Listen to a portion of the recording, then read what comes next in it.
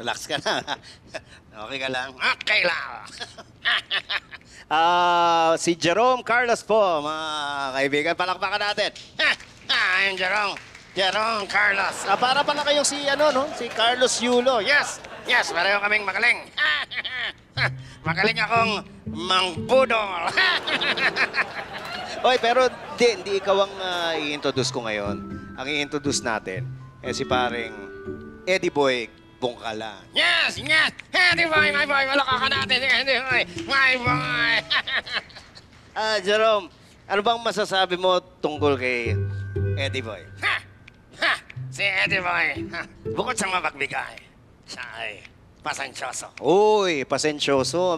Bakit? Paanong pasensyoso? Alam mo yan si paring Eddie Boy, my boy. Hindi yan tumitigil ng pagtaya sa kasino. Kahit kalahating milyon na natatalo! Talaga? Eddie Boy, my boy!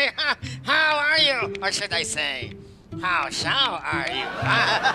How shall de Carabao? How shall? Oh, teka.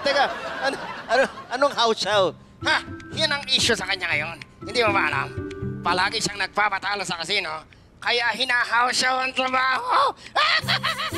Talaga? How shall?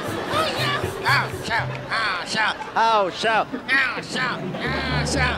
How shall? How shall? How shall? How shall? How shall? Teka, anong how shall? Yan ang issue niya ngayon, di ba? Dahil laging talo sa kasino, hinahaw siya ang trabaho. How shall? How shall? How shall? How shall? Tama na, Eddie Boy. Okay lang. Pipito, well done. Ang galing mo pala. Ginawa mo comedy yung mga issue sa akin eh. Anak ka rin pala. It's a roast pala. Ang galing mo talaga, Pipito, no?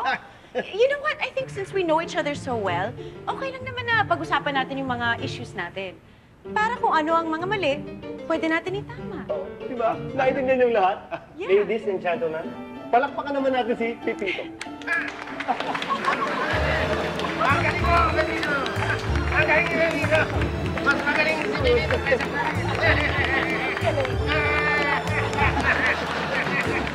Thank you. You lost!